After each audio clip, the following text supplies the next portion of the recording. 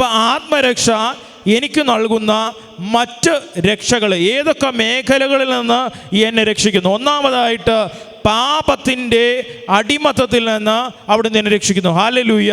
മത്തായിയുടെ സുവിശേഷം 1-ാം അധ്യായം 21-ാം വാക്യം. അവൻ തൻ്റെ ജനത്തെ അവരുടെ പാപങ്ങളിൽ നിന്ന് മോചിപ്പിക്കും. ഹല്ലേലൂയ.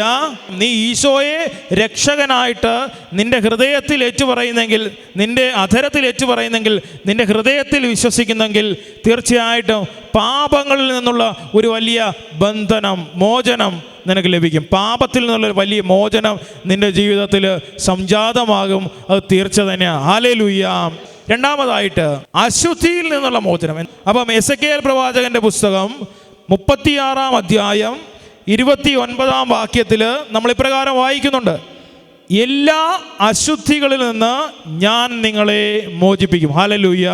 ആത്മരക്ഷയിലേക്ക് നടന്നെടുക്കുന്ന വ്യക്തി, ആത്മരക്ഷയിൽ ചരിക്കുന്ന വ്യക്തി, ഈ അശുദ്ധിയിൽ നിന്ന് അവൻ നമ്മളെ മോചിപ്പിക്കും. ഹല്ലേലൂയ.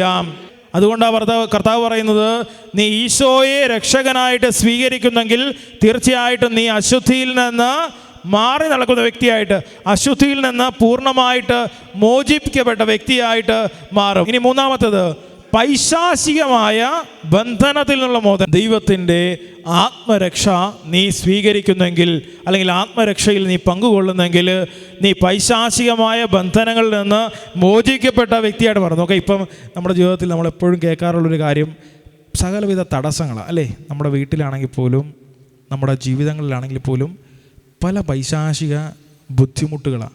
ഇപ്പം നമ്മളൊരു ഉദ്യമത്തിലേക്ക് ഇറങ്ങിത്തിരിക്കുന്നു, അല്ലെങ്കിൽ ഞാനൊരു ധ്യാനത്തിന് പോയാൽ നമ്മുടെ ജീവിതത്തിൽ ഇങ്ങനെയാണ്. നമ്മൾ എന്തെങ്കിലുമൊക്കെ നല്ല കാര്യത്തിന് വേണ്ടി ഇറങ്ങിത്തിരിക്കുമ്പം, അല്ലെങ്കിൽ ഈശോയിലേക്ക് നടന്നെടുക്കാനായിട്ട് ഞാൻ ഇറങ്ങിത്തിരിക്കുമ്പം അപ്പോഴെല്ലാം തടസ്സങ്ങളാണ്. നിങ്ങളുടെ വീട്ടിലും നിങ്ങളൊന്ന് ചിന്തിച്ച് നോക്കിയാൽ മതി. നമ്മുടെ വീട്ടിൽ എന്തെങ്കിലുമൊക്കെ ദൈവികമായ കാര്യങ്ങൾ നടക്കാൻ പോകുന്നു, അല്ലെങ്കിൽ ദൈവികമായ കാര്യങ്ങൾ കുടികൊള്ളുന്ന ഒരവസ്ഥയിലേക്ക് വരുമ്പോഴത്തേക്ക് നമ്മുടെ ജീവിതത്തിൽ പ്രയാസങ്ങൾ ഒന്നിന് പുറകെ ഒന്നായിട്ട് വരും. പ്രാർത്ഥിക്കാൻ പറ്റുന്നില്ല, ഒന്ന് കുർബാനയ്ക്ക് പോകാൻ പറ്റുന്നില്ല, കുമ്പസാരിച്ചിട്ട് വർഷങ്ങളായി, കുമ്പസാരിക്കാനുള്ള പ്രവണതയില്ല.